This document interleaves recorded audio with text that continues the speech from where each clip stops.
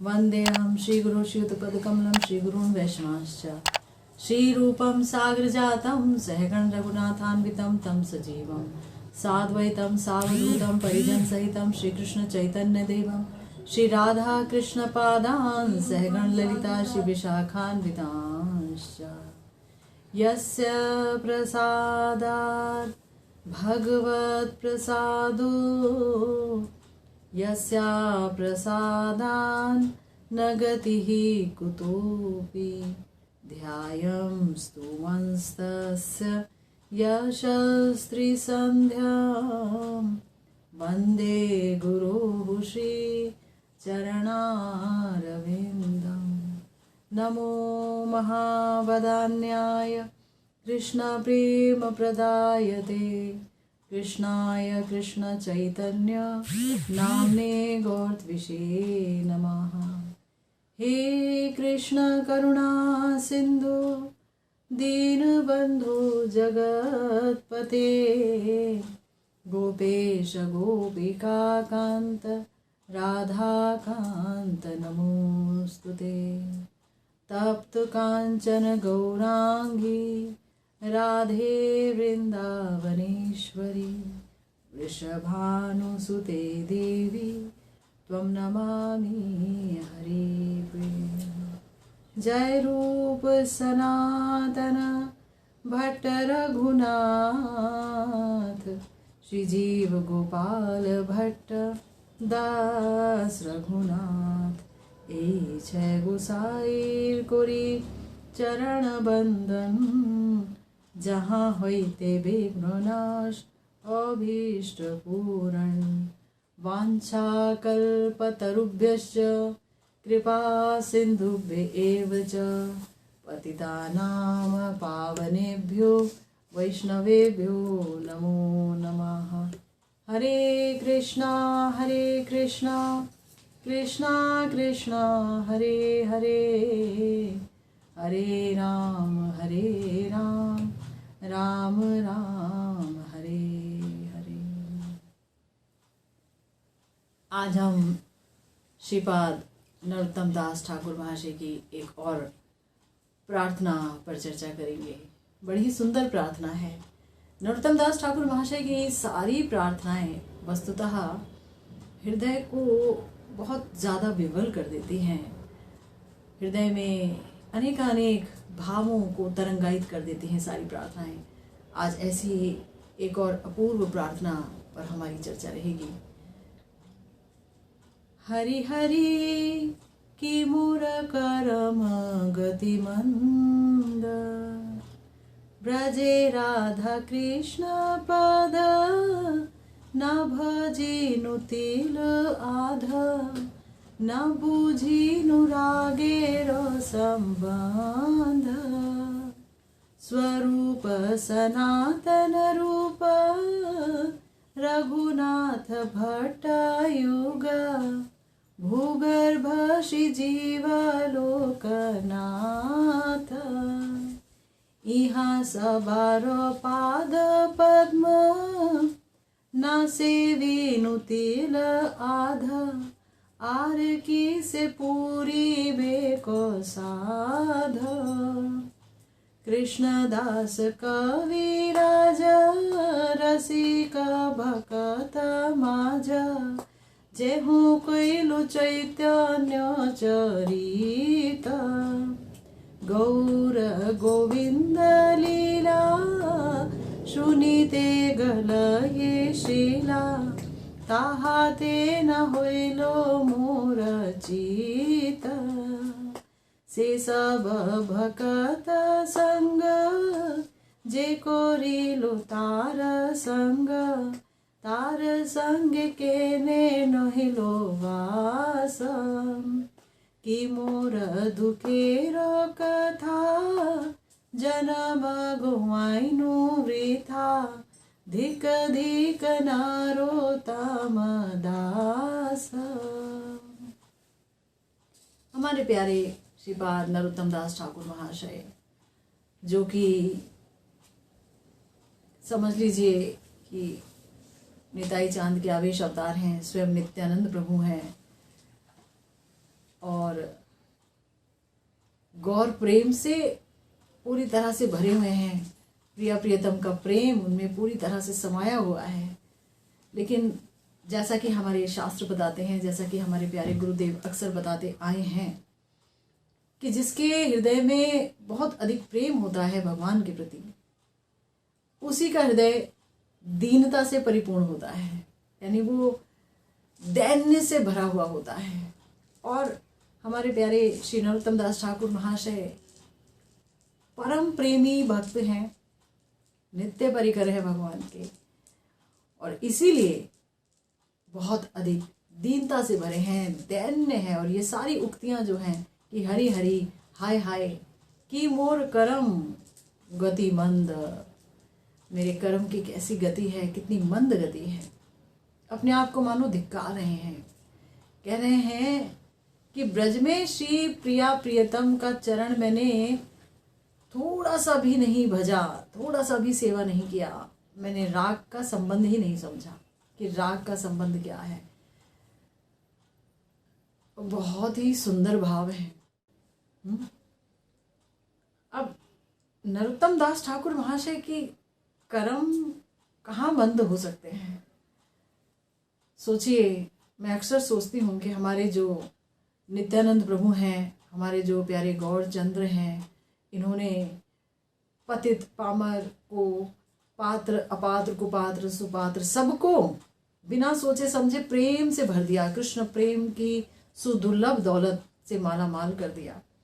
और इतने पर ही इनको संतोष नहीं हुआ। नित्यानंद प्रभु ने, गौर हरि ने बड़े ही प्यारे आचार्यों को हम लोगों की सहायता के लिए भेजा है, साथ लेकर के आए हैं अपने समस्त पार्षदों को, रूप सनातन भट्ट रघुनाथ, श्री जीव गोपाल भट्टदास रघुनाथ, है ना, ये सब जितने भी हमारे आचार्य हैं, रूप सनातन जी हैं, हमारे जो लोकनाथ गोस्वामी पाद जी हैं, भूगर्भ गोस्वामी जी हैं, जितने भी नाम अभी आपने सुने, हमारे अष्ट गोस्वामी पाद, ये सारे गोस्वामियों को लेकर आए और इन्हें आदेश दिया कि मेरा जो मन का अभीष्ट है, मनोअभीष्ट, मेरे जो मन का अभीष्ट है, क्या है मेरे मन का अभीष्ट? मेरे मन का अभीष्ट है कि सबको निकुंज सेवा मिले, सबको प्रिया प्रियतम का जो सुंदर पवित्रतम प्रेम है उसका पता चले, और उस प्रेम में सहयोग करने के लिए, उस प्रेम में ही सेवा का सबको अधिकार मिले। तो अपने इन आचार्यों से, अपने इन पार्षदों से बड़े सारे ग्रंथ लिखवाए। इस वृंदावन धाम, पूरे ब्रज 84 कोस में भगवान की जहाँ जहाँ लीला स्थली है सबकी खोज करवाई महाप्रभु ने।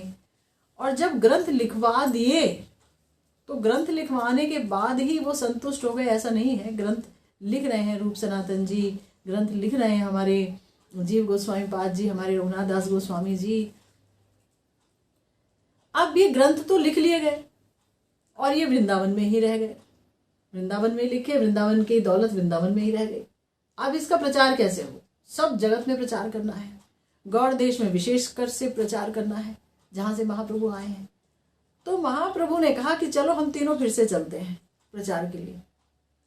तो महाप्रभु आ गए श्रीनिवासाचार्य जी के रूप में, हैं, और नरोत्तम दास ठाकुर महाशय के रूप में आ गए निताई चांद, और श्यामानंद जी के रूप में आ गए हमारे अद्वैत प्रभु। ये तीनों आ गए।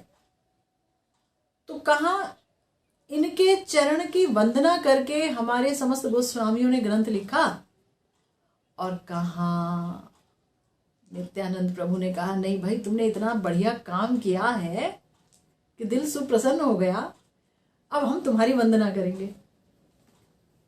तो नरोत्तम दास ठाकुर के रूप में, श्रीनिवासाचार्य जी के रूप में, श्रीनिवासाचार्य जी ने षड गोस्वामी अष्टकम लिखा हुआ है।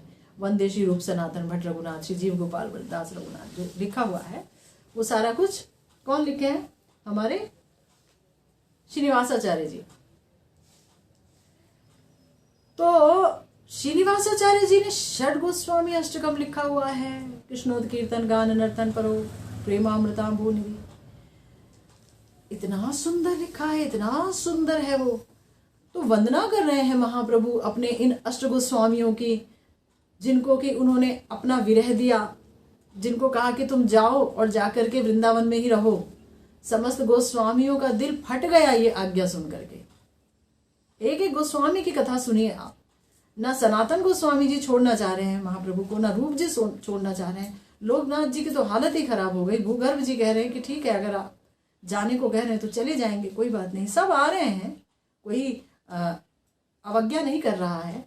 गोपाल भट्ट गोस्वामी जी कितना प्रेम करते हैं श्रीमन महाप्रभु को। महाप्रभु ने कहा मैं आऊंगा, नहीं आए।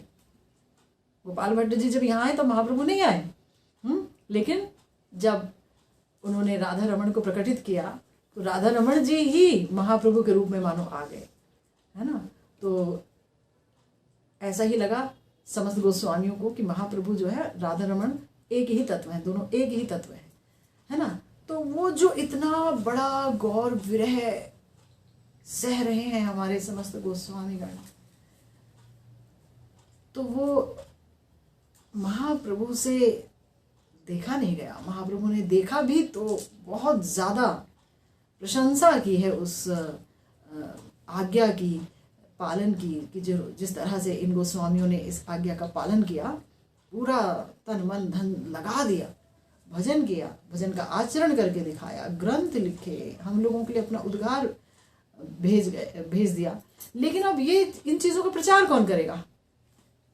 प्रचार करने के लिए श्रीमन महाप्रभु श्रीनिवासाचार्य जी के रूप में आ गए और नरोत्तम दास ठाकुर महाशय आ गए, निताई चांद आ गए नरोत्तम दास ठाकुर महाशय के रूप में। तो अब सोचिए कि ये स्वरूप गोस्वामी जी की, ये सनातन जी की, रूप जी की, रघुनाथ भट्ट युग की, भूगर्भ जी की, जीव गोस्वामी जी की, लोकनाथ जी की, कृष्णदास कविराज जी की, सबको एक साथ लेकर के और उनके वंदना कर रहे हैं, उन्हें प्रेम कर रहे हैं, है ना। कह रहे हैं कि इनके चरण कमलों की मैंने जरा भी सेवा नहीं की तो मेरी साध ही कैसे पूरी होगी। और साध है क्या? कि ब्रज में प्रिया प्रियतम के चरण को मैं भजन कर पाता, उनके युगल प्रेम को मैं समझ पाता। ना बुझिनु रागेरो संबंध, राग क्या है ना, ये समझ ही नहीं पाया मैं कि राग संबंध क्या, ये राग क्या होता है। क्योंकि हमेशा जब भी भजन की शुरुआत होती है लोगों में, तो लोगों में भजन की शुरुआत तो वैदिक भक्ति से ही होती है। शास्त्र शासन के भय से भजन नहीं करोगे तो 84 लाख योनियों में जाना पड़ेगा, है। शमन का भय यानी कि यमराज का भय, यमदूतों का भय दिखाया जाता है। यमदूत आएंगे लेने के लिए, अंत बड़ा बुरा होगा, है ना। और संसार चक्र में घूमते रहोगे, नरक जाने पड़ेंगे, कई बार नरक जाना पड़ेगा। बात भी सही है, गलत तो बात है नहीं। तो डर के मारे भजन शुरुआत होती है ना। कहते हैं ना, भय बिना प्रीत नहीं गोपाला, कोई भय के बिना गोपाल से प्रीति नहीं करता। तो राग भक्ति ये क्या है? ये राग भक्ति के जो आचार्य हैं ये तो हमारे यही हैं, रूप सनातन आदि, ये सारे गोस्वामी गण हैं। हमारे स्वरूप गोस्वामी जी, स्वरूप दामोदर जी, रामानंद राय जी, ये सारे लोग जो हैं ये राग भक्ति के आचार्य हैं। तो ये हमारे नरोत्तम दास ठाकुर महाशय बहुत ही दीनता से कह रहे हैं कि मेरी गति बड़ी ही मंद है, ब्रज में श्री राधा कृष्ण के चरणों का मैंने जरा भी भजन नहीं किया। राधा कृष्ण ही जबकि प्राण है, कृष्ण ही एक ऐसे भगवत स्वरूप हैं, स्वयं भगवान हैं कि जिनकी मधुरिमा ऐसी है कि जिसका दर्शन करते हुए ये जो श्याम सुंदर हैं ये भी लोभ से भर जाया करते हैं कि मेरी ये मधुरिमा कैसी है, इसका मैं आस्वादन करना चाहता हूँ। ललचा जाते हैं, इतना सुंदर हैं, इतने मधुर हैं, हैं? ऐसी मधुरिमा किसी भगवत स्वरूप में नहीं है, ऐसी सुंदरता कहीं नहीं है, कहीं भी तो नहीं है। अगर होती तो लक्ष्मी जी क्यों नारायण बक्ष विलासिनी होकर के और ब्रज में आके तपस्या करती कृष्ण संग पाने का? यानी वहां भी नहीं है, कहीं है ही नहीं ऐसे माधुर्य। जे माधुर्य एक कण डुबाए सर्वभुवन, सर्व प्राणी करे आकर्षण, ये 3 भुवन डूब जाते हैं एक कण से। तो ऐसा कैसी मधुरिमा है कि हम बाकी जगह सुनते चले आए हैं कि कोई भी भगवत स्वरूप, चाहे श्री रामचंद्र जी हों, श्री वामन देव जी हों, श्री नरसिंह जी हों, कोई भी हो, वो ये नहीं कहता है कभी भी कि हाय हाय मैं अपने स्वरूप का आस्वादन कब ले पाऊंगा। कोई नहीं कहता है। और इतना लालच कि राधा रानी का महाभाव लेकर के गौरांग महाप्रभु के रूप में ब्रजेंद्र नंदन आ गए अपनी मधुरिमा का पान करने के लिए कि मेरे नामों की क्या मधुरिमा है, मेरे नाम में क्या मधुरिमा है, मेरे रूप में क्या मधुरिमा है, मेरे गुण कितने मधुर हैं, है ना, मेरा धाम कितना मधुर है, मेरे भक्त कितने मधुर हैं। कृष्ण का तो हर चीज मधुर है ना भाई। बिलमंगल ठाकुर जी ने तो जब वो इतने बड़े आचार्य और उन्होंने क्या नहीं लिख डाला श्री कृष्ण के लिए कृष्ण का नामृतम में, लेकिन जब श्याम सुंदर का दर्शन पाया है तो बोल रहे हैं चित्रम विचित्रम चित्रम चित्रम चित्रम चित्रम, और कुछ बोल ही नहीं पा रहे हैं। ये तो विचित्र मधुरिमा है, विचित्र है बस, और इसके अलावा कुछ है नहीं, विचित्र है, इसके लिए कोई शब्द नहीं है। शब्द भी मौन हो जाते हैं जिस मधुरिमा के आगे ऐसे कृष्ण। और वो कृष्ण जिसकी मधुरिमा पर मोहित है वो है प्रिया जी, जिसका मधुरिमा उनको जो है उनकी सर्वज्ञता शक्ति को हर लेता है, उनकी ज्ञान शक्ति को हर लेता है, जहां वो एकदम मूर्छित होने लग जाते हैं, वो है श्री राधा रानी। तो वो राग का जो संबंध है, अनुराग का संबंध है प्रिया प्रियतम में, उसे मैंने बिल्कुल नहीं समझा। समझेंगे कैसे? अब इनके बारे में नहीं कह रहे हैं, ये तो समझे समझाए हैं, ये तो अवतार हैं, ये तो एक तरह से ठाकुर जी हो गए, नरोत्तम दास ठाकुर महाशय। इनके बारे में नहीं कह रहे हैं, हम अपने बारे में कह रहे हैं। आचार्यों की वाणी का अनुशीलन नहीं करेंगे, आचार्यों के लिए क्रंदन नहीं होगा। हम राधा रानी के लिए रो रहे हैं, पर हम तो रूप सनातन के लिए रो ही नहीं रहे हैं, रूप रघुनाथ जी के लिए तो रो ही नहीं रहे हैं, आंसू बह ही नहीं रहे हैं। हाँ जी, हमारे एक आचार्य हैं, हमारे गोस्वामी हैं जी, षड गोस्वामी हैं, उनकी हम पूजा करते हैं। नहीं नहीं, उनके चरणों में जब तक हाहाकार नहीं मचेगा तब तक हृदय में कुछ नहीं होने वाला, हृदय कभी द्रवित नहीं होगा। तो ये जो राग का संबंध है वो कभी समझ नहीं आएगा, ये कैसा राग है प्रिया प्रियतम का। कि देखो अपनी ही शक्ति है प्रिया जी, श्याम सुंदर की अपनी आह्लादिनी शक्ति है, अपनी शक्ति है। श्याम सुंदर आत्मा राम है, आत्मा राम, वो किसी स्त्री पर मोहित नहीं हो सकते, कभी भी नहीं हो सकते। ये तटस्था शक्ति या माया शक्ति उन पर कार्य नहीं कर सकती।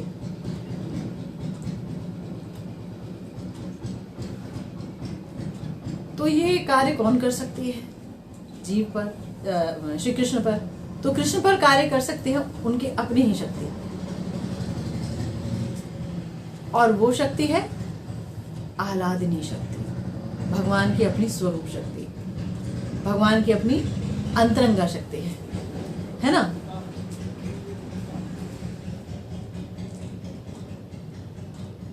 तो ये जो अंतरंगा शक्ति है श्री कृष्ण की, ये है श्री राधा रानी, यानी कि प्रेम शक्ति श्री राधा रानी, ये आराधनी शक्ति श्री राधा रानी। अब है तो कृष्ण की शक्ति, है ना, और उनके अंदर प्रेम रस निर्यास के लिए, यानी प्रेम रस की वैचित्री के आस्वादन के लिए कुछ ऐसा कार्य कर दिया गया है योग माया के द्वारा कि उनके अंदर परकीय भाव डाल दिया गया है। क्योंकि अगर परकीय भाव नहीं होगा तो देखिए ब्रजेंद्र नंदन के जो अन्य स्वरूप हैं, यानी जो उनके अन्य रूप हैं, श्री रामचंद्र जी के रूप में भी सीता जी स्वकीया हैं, 16,108 महिषियां वो भी स्वकीया हैं, यानी ब्याह करके आई हैं, और लक्ष्मी जी स्वीया हैं, है ना, उनके कोई ब्याह की बात निश्चित नहीं हुई, स्वीया हैं वो तो, ठीक है, सदा सर्वदा से थी उनके साथ। प्रिया जी भी स्वीया ही है एक तरीके से, कारण कि उनकी अपनी शक्ति है, लेकिन तथापि परकीय भाव का आरोप कर दिया गया है। और वर्णन ये भी आया है कि ये जो परकीयत्व है ये अप्रकट लीला में भी परकीयत्व है और प्रकट लीला में भी है। क्योंकि अगर ये परकीय भाव नहीं होगा तो ये अनुराग जो है महाभाव की दशा नहीं प्राप्त कर सकेगा। महाभाव यानी कि जहां पर गोपी भाव का भजन हो, यानी गोपी भाव क्या हुआ, हम ये भी तो कह सकते हैं महिषी भाव का भजन, कांता भाव का भजन, उसमें तो गोपी भाव भी आ गया। तो गोपी भाव ही क्यों कह रहे हैं, हम तो ये कह सकते हैं ना कांता भाव का भजन, मधुर रस का भजन। सीता जी हों वो भी मधुर रस का भजन है, अगर हम उनका भजन कर रहे हैं, या हम द्वारिकाधीश का भजन कर रहे हैं महिषियों के साथ तो भी मधुर रस का भजन है। गोपी भाव का मतलब क्या हुआ? तो बताया कि गोपी भाव ही एकमात्र ऐसा भाव है कि जहाँ पर जो हमारी गोपियां हैं उन्होंने कृष्ण प्रेम में, जहाँ पर कि उनके अंदर परकीय भाव आरोपित है, जहाँ पर वो परवधुएं हैं, है ना, परवधुओं की प्रतीति है कि भाई यहाँ पर जो है पति मन्य गोप भी हैं। तो अब जो है जहाँ पर पति मन्य गोप है, जहाँ सास है, जहाँ ससुर हैं, जहाँ ननद है, जहाँ अड़ोसी पड़ोसी हैं, ससुराल वाले हैं, वहां से निकल के कृष्ण प्रेम कर पाना, तो उसको तोड़ना तो बहुत मुश्किल है। उन मर्यादाओं को तोड़ना तो बहुत मुश्किल है, असंभव है। छिछली होगी, बहुत अपमान होगा, हंसी मजाक सहना पड़ेगा, उंगलियां उठेंगी। लेकिन क्या बोला गया कि देखो जो यहाँ पर है ना, यहाँ पर जो प्रेम होता है वो तो प्रेम है नहीं, क्योंकि आत्म इंद्रिय आत्म सुख है। यहाँ पर आत्म इंद्रियों की वासनाएं पूर्ण की जाती है यहाँ पर, है ना, ये तो है काम। अब प्रेम है सिर्फ प्रिया प्रीतम में, क्योंकि जो गोपियों ने कदम उठाया, क्या कदम उठाया? लोक धर्म वेद धर्म, लोक धर्म वेद धर्म देह धर्म कर्म, इन सब का त्याग कर दिया। लोक धर्म, लोग क्या कहेंगे, लोग क्या कहेंगे, अरे कुछ तो लोग कहेंगे, लोगों का काम है कहना, लेकिन श्याम सुंदर के लिए सब कुछ त्याग दिया है। और वेद धर्म की भैया अगर इस जन्म में तुमने अच्छे से पति सेवा नहीं की, कुल की मर्यादा का तुमने जो है कुल की मर्यादा को नहीं निभाया, तो तुम्हारा दूसरा लोक भी गया, तुम तो नरक जाओगी।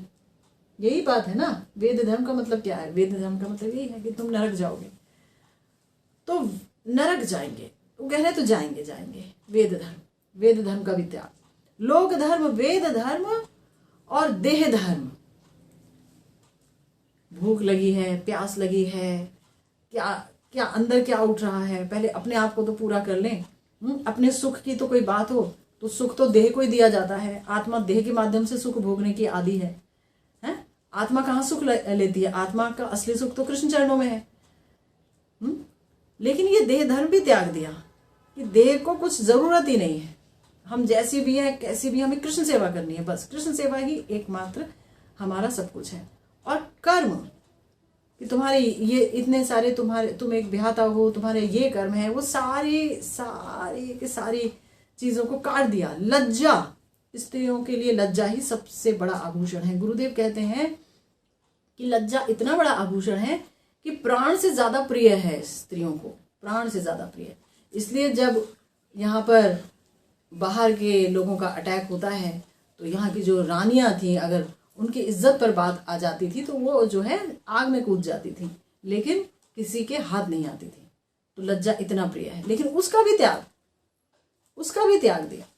धैर्य का त्याग दिया। धैर्य, इतनी धीर गंभीर है श्री राधा रानी, इतनी धीर गंभीर कि जिसकी कोई हद नहीं, उसका भी त्याग है। ये राग भक्ति देखिए, ये राग उनसे क्या करा रहा है, ये प्रेम उनसे क्या करा रहा है। राग का अर्थ है जहां पर कृष्ण प्रेम में जो करोड़ों करोड़ों दुख है वो भी सुख के जैसा प्रतीत हो, असीम सुख मिले उसमें। ये देखिए इसमें तो दुख है। लोक धर्म त्याग दोगे तो कितना दुख मिलेगा, वेद धर्म त्याग दोगे तो कितना दुख मिलेगा। देह धर्म, कर्म, लज्जा, धैर्य, देह सुख, आत्म सुख, मर्म, सब गया, सब प्रवाहित हो गया, सब बह गया। दुस्तज आर्यपथ, आर्यपथ को कौन त्यागता है भला, है ना।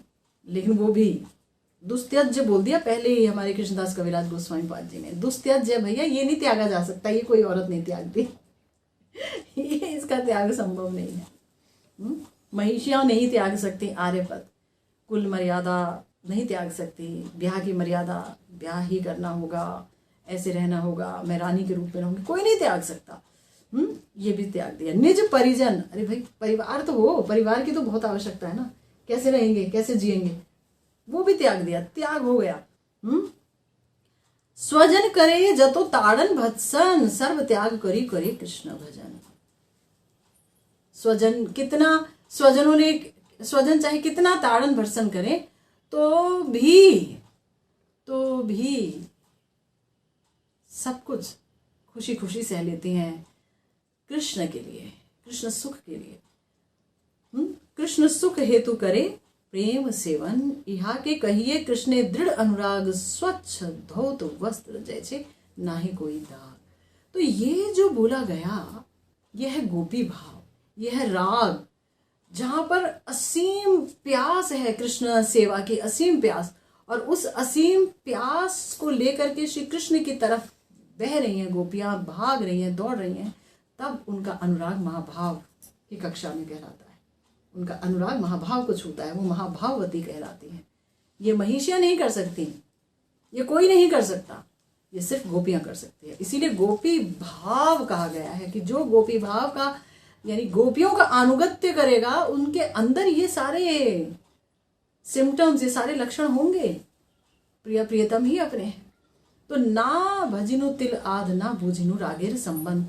हमारे गुरुदेव अपने सुधा गणिका व्याख्या में कह रहे हैं, समझा रहे हैं हम सबको, कह रहे हैं श्री ठाकुर महाशय अत्यंत दैन्य के उदय होने पर स्वयं को साधन भजनहीन साधारण मायाबद्ध मानव समझकर आक्षेप से भरकर कह रहे हैं कि हाय हाय हरि हरि, मेरे कर्मों की गति या कर्मों का परिणाम अति मंद है। अपने कर्म पाश में बंद कर ब्रज में श्री राधा कृष्ण के श्री चरण तिलार्ध भी नहीं भजे, राग का संबंध ही नहीं समझा, तो राधा कृष्ण का भजन होगा कैसे? राधा कृष्ण का भजन तो वैधि भक्ति से हो नहीं सकता है जी। द्वारिकाधीश जी का भजन हो सकता है ऐश्वर्य भाव से, वैधि भक्ति से कहाँ होगा? प्रिया जी का निकुंज में जाके भजन वैधि भक्ति से होगा? है नहीं होगा। यहाँ तो सिर्फ राग की बात है, तो इसीलिए बोल रहे हैं कि राग का संबंध नहीं समझा। अब राग क्या है हमारे प्यारे गुरुदेव बता रहे हैं अपने सुधा गणिका व्याख्या में, कह रहे हैं देखिए इसकी दो व्याख्याएं हैं, दो प्रकार से संभव है।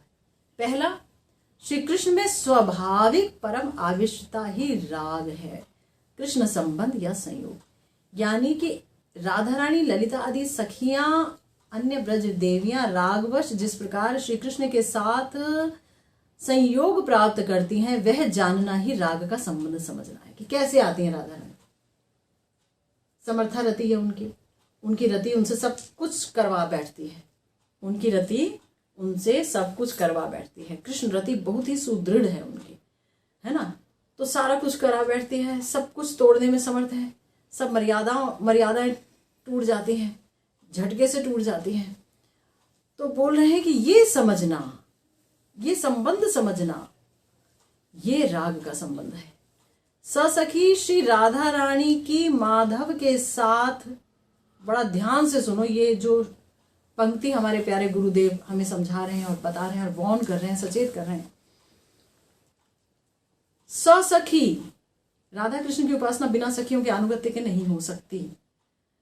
रूप मंजरी जी का अनुगत्य करना होगा, रस मंजरी जी का अनुगत्य करना होगा, हमारी समस्त अष्टमंजरियों का अनुगत्य करना होगा, गुरु मंजरी का अनुगत्य करना होगा, गुरु मंजरी वर्ग का अनुगत्य करना होगा, समस्त अन्य सखियों का भी अनुगत्य करना होगा, ललिता विशाखा आदि। उनसे विशिष्ट लेह ना लगाते हुए भी किंतु अनुगत्य तो रहेगा उनका भी, उनकी इज्जत बनी रहेगी, उनका आदर करना होगा। तो गुरुदेव कहते हैं ससखी श्री राधा रानी की माधव के साथ परम विशुद्ध, ये अंडरलाइन कीजिए शब्द को, परम विशुद्ध है ये महामिलन। इस महामिलन से ज्यादा विशुद्ध दुनिया की, भगवत धाम की और कहीं की भी कोई चीज नहीं हो सकती। प्रिया प्रियतम का मिलन इतना विशुद्ध है और महा अनुरागमय है और महा माधुरीमय है। तो गुरुदेव कहते हैं कि ससखी राधा रानी की माधव के साथ परम विशुद्ध और महा अनुरागमय मिलन माधुरी का अनुभव ना होने से श्री श्री राधा कृष्ण का भजन कभी संभव नहीं। फिर से सुनिए, स्वसखी राधा रानी की माधव के साथ परम विशुद्ध और महा अनुरागमय यानी महाभावमय मिलन माधुरी का अनुभव ना होने से, यहाँ पे अंडरलाइन, अनुभव ना होने से यानी अनुभव में आना चाहिए इनका विशुद्ध प्रेम, अनुभव में आना चाहिए गुरु कृपा से, वैष्णवों की कृपा से, ना होने से श्री श्री राधा कृष्ण का भजन कभी संभव नहीं। श्रृंगार रस या शुचि रस की उपासना है, श्रृंगार रस क्या है? पवित्र रस है, इसी की उपासना है हमारी गौड़ीय वैष्णव की, श्रृंगार रस की उपासना है। उससे पवित्र वस्तु, परम पवित्र वस्तु चित जगत में और कुछ नहीं। हृदय कुछ पवित्र हो तभी इस शुचि रस की उपासना के योग्य होगा। हृदय शुद्ध होगा तो उपासना के योग्य होगा। इसीलिए हमारे यहाँ कहा जाता है कि देखिए, ये जो हरि नाम है ना, हरि नाम, ये जो दीक्षा में हरि नाम मिलता है हमें सबसे पहले, ये हरि नाम ही है भगवान को पुकारना। जिस नाम से हम भगवान को पुकारेंगे वैसे ही प्रभु रूप बना के हमारे सामने आ जाएंगे। सीताराम सीताराम कहेंगे तो सीताराम के रूप में आ जाएंगे। राधे श्याम कहेंगे, राधे श्याम के रूप में आ जाएंगे। हरे कृष्ण कहेंगे तो भी राधा माधव ही आएंगे। तो हरि नाम है पुकार, उनको पुकार रहे हैं, लेकिन पुकार तो रहे हैं, लेकिन कहा गया कि हरि नाम अगर किसी को मिल गया तो सगाई हो गई। और फिर जब गोपाल गायत्री किसी को मिल गई, काम गायत्री किसी को मिल गई, तो कहा गया कि फेरे पड़ गए, भंवरी हो गए, फेरे पड़ गए। लेकिन फेरे पड़ गए मगर लड़की अभी भी घर में है, अभी भी उसे अधिकार नहीं मिला है पति सेवा का, अभी भी वो ससुराल नहीं जा सकती, उसके लिए होना चाहिए गौना। इसीलिए बोला कि जब स्वरूप दीक्षा हो गई, स्वरूप मिल गया तो गौना हो गया, लड़की अपने घर की हो गई, प्रवेश अधिकार मिल गया, लड़की घर की हो गई, पति की सेवा करने का अधिकार मिल गया, है ना। तो इसका मतलब क्या है? इसका मतलब ये है कि देखो, हमारा तो सब कुछ राधा कृष्णमय है। गुरुदेव ने कितना सुंदर हम लोगों को उपासना पद्धति दी है। हरि नाम दे दिया जिससे प्रिया प्रियतम आएंगे। प्रिया प्रियतम को बुलाने का तरीका सिर्फ हरि नाम है। वही जितना हरि नाम करेंगे हम, उतना हृदय जल्दी शुद्ध होगा, उतना ही जल्दी से ये संबंध हमारे हृदय में प्रकटित होगा। और ब्रह्म संबंध बनता है दीक्षा से। संबंध तभी बनेगा क्योंकि ब्याह नहीं होगा तो जा नहीं सकते ना, तो ब्याह करना मतलब संबंध बन गया हमारा। तो जब हृदय शुद्ध हो जाएगा, भक्ति के 9 विधा अंगों का पालन करते हुए, या 5 अंग जो महाप्रभु ने बताए हैं उनका पालन करते हुए, या भक्ति के 64 अंग कोई पालन करना चाहे उसका पालन करते हुए, जब हृदय शुद्ध होने लगेगा, हो जाएगा, तब बताया कि तब कहीं जाकर के शुचि रस यानी पवित्रतम श्रृंगार रस की उपासना की योग्यता ये हृदय हासिल कर पाएगा। श्रील प्रेमानंद ठाकुर हमारे बड़े प्यारे आचार्य हैं, वो कह रहे हैं, कही छो गोपीरो धर्म की बूझी छो तार मर्म, स्वभाव छाड़ीते नारो तिले।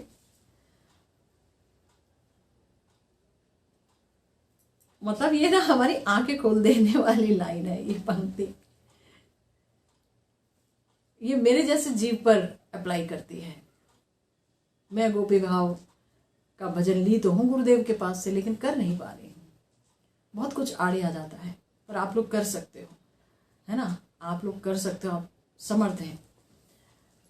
कहा कि गोपियों, क्या होता है कि हम लोग जाते हैं गुरुदेव के पास, हरि नाम भी ले लेते हैं, दीक्षा भी ले लेते हैं, स्वरूप भी ले लेते हैं, और जल्दी जल्दी 5 मिनट में योग पीठ करके उठ जाते हैं। ना हम बैठ करके सुबह कोई लीला स्मरण करने की कोशिश करते हैं, चलो सुबह नहीं हो पाए तो दिन की लीला में चले जाओ। अरे दिन में नहीं तो शाम में कभी कुछ तो चिंतन करो। सुबह की लीला सुबह नहीं कर पाए तो चलो शाम को ही बैठ के कर लो, दिन को ही बैठ करके सोच लो, कहीं से तो कनेक्ट हो, कहीं तो लगे कि जो तुमने स्वरूप लिया है कि तुम फला फला मंजरी हो, उसे जागरण भी तो करना पड़ेगा। स्वरूप का जागरण नहीं होगा तो कैसे प्राप्ति होगी। स्वरूप मिल गया, कागज को लपेट करके रख दिया है, और उसके बाद अगर आपसे पूछा जाए अच्छा आपका स्वभाव क्या है, तो पता नहीं, क्योंकि स्वभाव को कभी देखा ही नहीं, कभी महसूस ही नहीं किया उस स्वभाव को, कभी अपने आप को उस ब्रज गोपी के रूप में देखा ही नहीं। और सबको बोल रहे हैं हाँ जी हमने फला फला से दीक्षा ली है, हम तो राधा कुंड से हैं, हमने तो राधा कुंड का तिलक लगाया है, देखो ये राग मार्ग का हम भजन करते हैं, हम तो गोपी भाव का भजन करते हैं। तो इसीलिए बोल रहे कही छो गोपी धर्म, गोपी भाव की बातें करते हो, जानते हो उनका मर्म क्या है। अभी आपको मर्म सुनाया समर्थारती है, वेद धर्म, लोक धर्म, ये आर्य धर्म, ये सारा कुछ जो दुस्त्यज है वो भी वो छोड़ देती है हंसते हंसते श्याम सुंदर के सुख के लिए।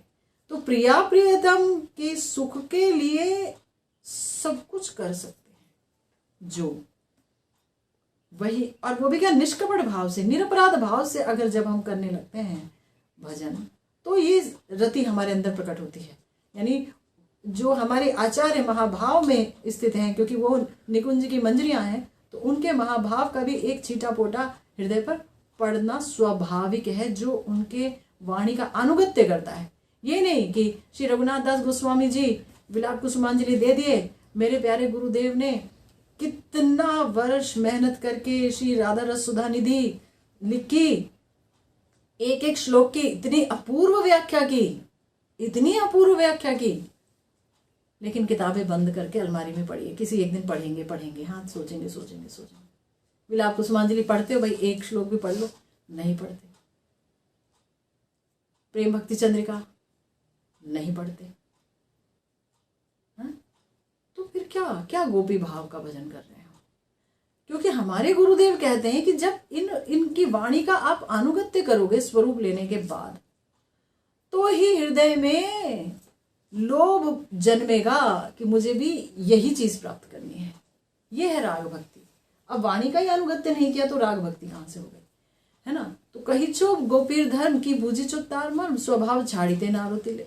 अपना स्वभाव तो जरा भी नहीं बदल पा रहे हो। गुस्सा आ रहा तो आए जा रहा, हरे को खाने के लिए, काटने के लिए दौड़ रहा है। बताइए।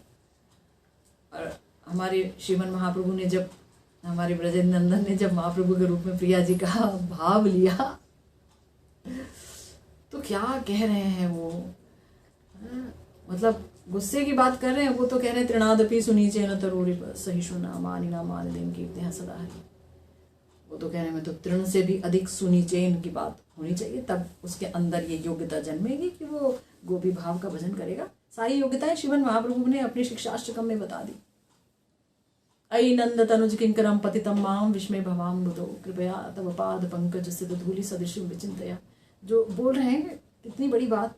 अरे वो क्या भवसागर में गिरे पड़े हैं, जो कह रहे हैं कि मैं जो है भवसागर में गिरा पड़ा हूं और आप अपने चरण में स्थित एक धूलि के समान मुझको कंसिडर करना। कोई भवसागर में गिरे श्रीमन महाप्रभु? सबको यूं ही एक ग्लांस, एक दृष्टि से प्रेम देने वाले परम प्रेममय अवतार कहाँ भवसागर में गिरे हैं? परंतु ये प्रेम ही इतना दीन बना देता है। भगवान को दीन बना देता है तो भक्तों की तो बात ही अलग है। भगवान ही दीनता की पराकाष्ठा पर नजर आते हैं, है ना? श्री प्रिया जी का भाव लेकर के। तो स्वभाव छाड़ते नारो तिले। धीरे धीरे धीरे धीरे ये जो जड़ देह में, जड़ रिश्तों में हमारी बुद्धि फंसी पड़ी है, और उसके कारण एक हमारा स्वभाव बन गया है, उसको धीरे धीरे छोड़ने का प्रयास करना चाहिए।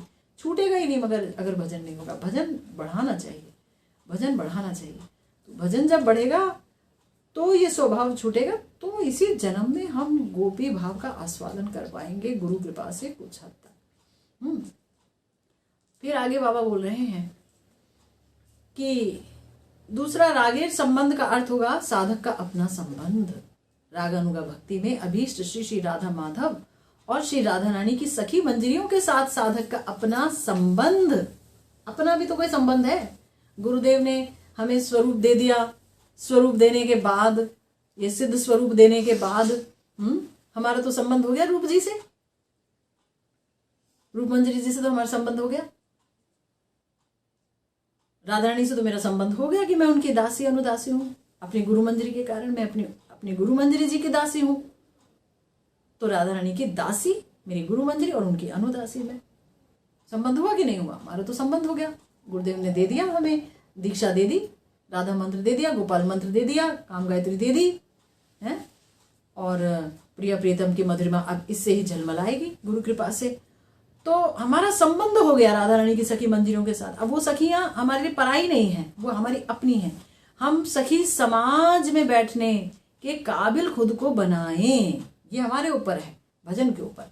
लेकिन संबंध हमारा हो गया, सखी समाज में हमारी जगह बनी हुई है ना? जाना ना जाना वहां हमारा है कि हम नहीं जाना चाह रहे हैं, ठीक है, कुछ जन्म और लगेंगे। तो इसीलिए गुरुदेव कह रहे हैं कि राग साधक में अहर्निश, ये शब्द अंडरलाइन कीजिए, अहर्निश मतलब हर क्षण, दिन रात, हर पल श्री गुरु प्रदत्त सिद्ध स्वरूप का जागरण होना चाहिए। हमारे में क्या जागरण होता है? हम जगते हैं तो बस ये अपना पंचभूत के शरीर पर ही नजर पड़ती है। पहला तो शीशा देखा, शीशे में अपने आप को देख करके 50 बार देख लेते हैं, हाँ हाँ ये मैं हूँ, ये मैं हूँ, ये मैं हूँ। और गुरुदेव कह रहे इसे मत देख, ये तू नहीं है, क्योंकि ये तो 10 साल पहले कोई और चेहरा था, उससे 10 साल पहले कोई और चेहरा होगा, 10 साल बाद फिर कोई और चेहरा होगा।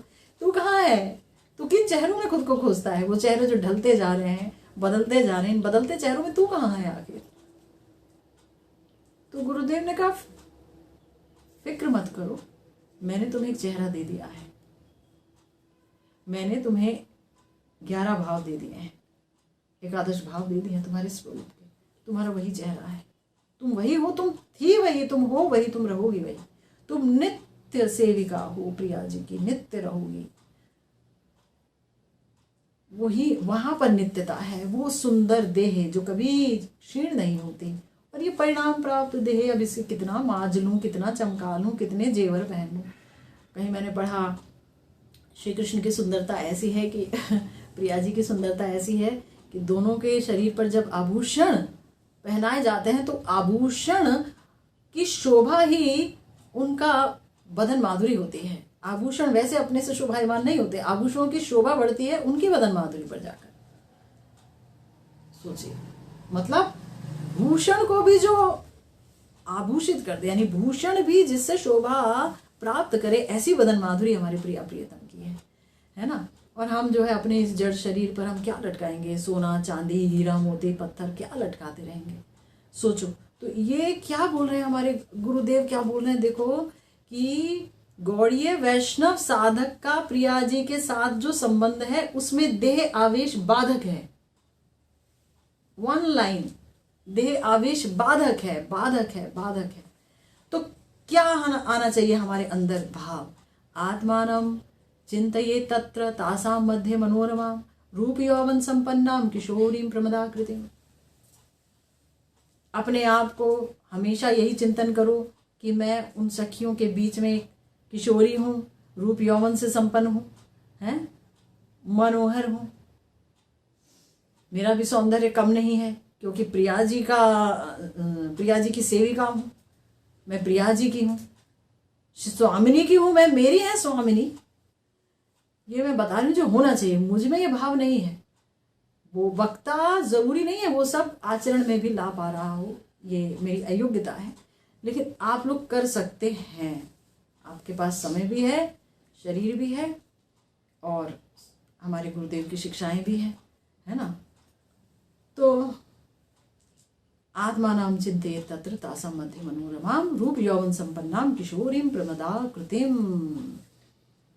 तो रागानुगीय साधक साक्षात लीला राज्य में राधा रानी और उनकी सखी मंजरियों के बीच स्वयं का चिंतन इसी रूप में करेगा कि मैं रूप यौवन संपन्ना मनोरमा किशोरी प्रमदा हूं।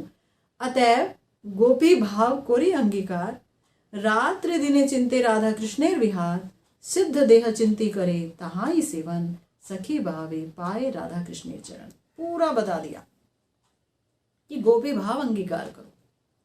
गोपी भाव यही है, ये गोपी भाव जो अभी तक आप सुन रहे हैं, ये जो स्वरूप हमें बाबा ने दिया, और जो गोपियों का भाव हम बार बार पढ़ रहे हैं, सुन रहे हैं। कहाँ से जानेंगे गोपी भाव?